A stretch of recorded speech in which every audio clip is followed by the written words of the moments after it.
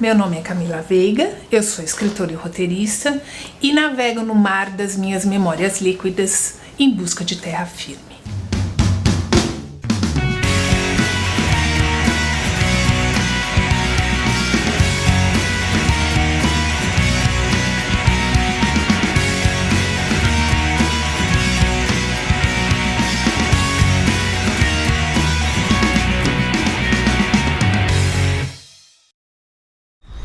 Escolher, eu acho que é uma das coisas mais difíceis que existe.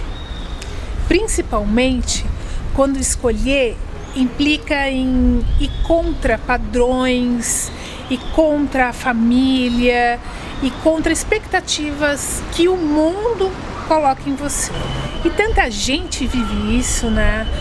Essa coisa de ter que escolher e não saber.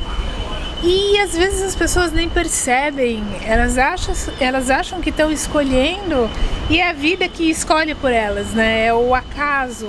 E aí elas acham que é uma questão do destino, que é um azar ou que é uma sorte. A gente fica refém de um destino sem controle. E por que é tão difícil, né? Dizem que é porque escolher significa saber perder, ou seja, entre todas as opções, escolher uma e deixar as outras para trás. Além disso, ainda tem a questão da pressão familiar, né? De seguir as tradições. Isso tudo eu acho que é o que dificulta. Então, e no caso da minha família, escolher ficou como uma herança de dor. Tudo começou com uma primeira e única escolha, que foi da minha avó Zélia.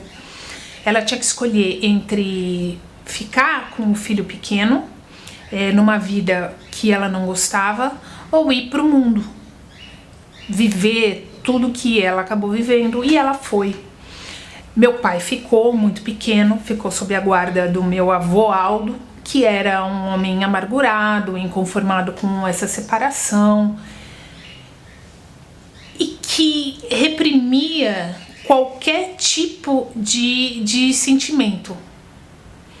Então isso foi gerando uma dor, isso foi gerando um peso muito grande na família. E o meu pai, ele herdou essa amargura do meu avô, ele herdou essa coisa de culpar a mãe por ter ido embora, por ter abandonado a família, e também se tornou uma pessoa altamente repressora, como um efeito em cadeia, né? Porque aí meu pai criou a gente da forma como ele foi criado, com as mesmas travas, com a mesma repressão. Então eu e minhas irmãs crescemos dentro de um padrão muito rígido, onde fazer escolhas era uma coisa muito grave, que você tinha que ter tanta certeza daquilo e ainda assim você tinha que pensar novamente e talvez não escolher fosse o melhor. E o resultado de ter crescido sob tantas regras e de uma certa forma super protegida, é que até muito pouco tempo as minhas escolhas eram como escolhas de criança. E criança não sabe perder, criança não sabe ceder, ela quer tudo. E aí isso, junto com a repressão, principalmente com relação à literatura, porque a literatura ficou estigmatizada como mães que abandonam filhos, eu acabei vivendo dentro dessas regras sem perceber. Então tinha coisa de ser bem-sucedida no emprego, de ter uma carreira, de ter um emprego. E aí eu fui vivendo de acordo com o que a vida me entregava e não percebia. Eu só ia, eu só fazia o pouquinho que eu tinha que fazer. E aí chegou um momento que eu achava que não fazia diferença nenhuma existir ou não existir, porque não havia um propósito. Só que não tem jeito, né? Quanto mais a gente adia as escolhas, parece que a vida te coloca em mais situações de escolha. E de repente eu tava tão amarrado numa vida que não era, que eu não via sentido, que eu passei da apatia à ação, mas ação assim, de uma forma, um trator atropelando tudo e todos e sem ouvir ninguém, porque eu precisava cumprir então o meu objetivo, eu tinha que seguir o meu coração, mas totalmente perdida, porque eu nunca aprendi a fazer escolha, porque o meu pai sempre escolheu.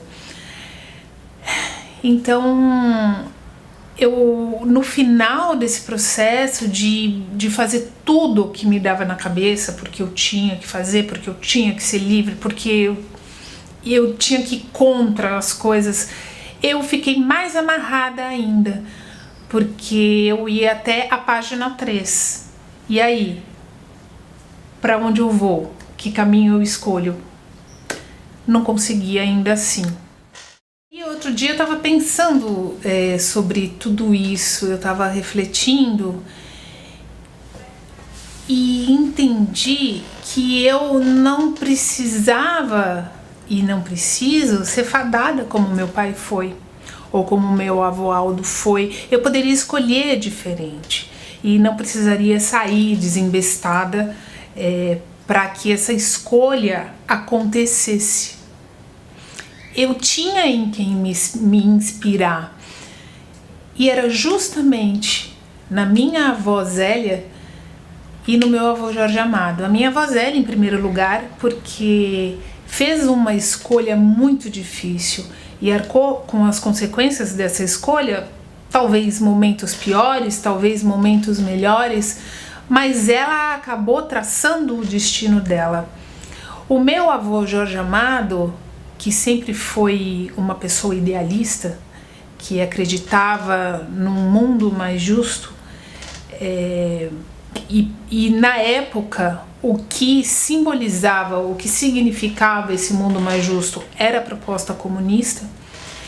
Ele e minha avó entraram de corpo e alma, sangue nos olhos, para lutar por essa causa, e acabaram sendo perseguidos aqui no Brasil e exilados. Então, em 1947, eles foram embora, moraram em Paris, depois na Tchecoslováquia, no castelo, junto com os outros comunistas exilados.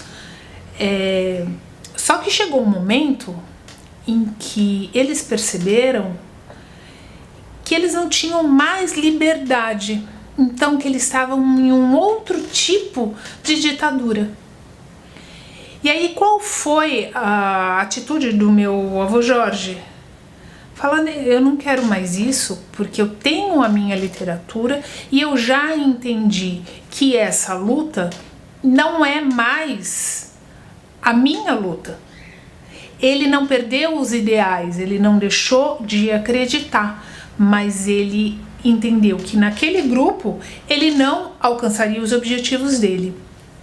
Então ele combinou com o partido, ele pediu esse afastamento, ele pediu para voltar para a literatura dele, porque até então ele só poderia escrever coisas relacionadas ao comunismo, ao partido, dizendo que nunca revelaria coisas que ele tinha vivido lá ou que ele tinha visto, mas que depois a gente descobriu que foi essa ditadura de esquerda do Stalin que matou 20 milhões de pessoas e que teoricamente era um futuro melhor, né? Aí se a gente pensar no louco do Hitler, matou 6 milhões. E aí é que vem a parte linda da história, e que eu entendi que para fazer escolhas, para tomar decisões, não precisa ser um caso de vida e morte. Pode ser uma decisão ou uma escolha firme, madura. E no caso dos meus avós, foi meu avô percebeu que ele estava se distanciando do que ele realmente era, que era um escritor. Mas para voltar no nosso assunto, que é falar sobre escolher, o que eu acho mais bacana e o que mais me inspira nos meus avós é eles terem se permitido voltar atrás numa ideia, não importa, numa atitude. Esse poder mudar de ideia é que é sabedoria. É que é a demonstração de humildade, de que todos somos humanos. Mesmo que a sociedade julgue, que as pessoas falem, porque infelizmente a nossa realidade somos julgadores. Todos sabemos julgar muito e sabemos nos enxergar pouco. Então temos que lidar com isso. E eles lidaram muito bem. Então eu acho que esse é um aprendizado tão rico e que desde que eu me toquei disso, é algo que eu vou levar comigo. E aí eu pensei, se me ajuda, se me inspira, pode inspirar tanta gente, porque todo mundo passa por essas dificuldades, todo mundo chega um momento em que tem uma encruzilhada na vida. Então por isso que eu quis contar essa história. E se vocês quiserem entender isso que eu tô dizendo de verdade, eu recomendo um livro que eu amo, que é da minha avó, e que conta exatamente esse período e mostra quem eram Jorge Amado e Zélia Gattai. Chama-se Chão de Meninos. Vocês vão adorar, é uma delícia de ler.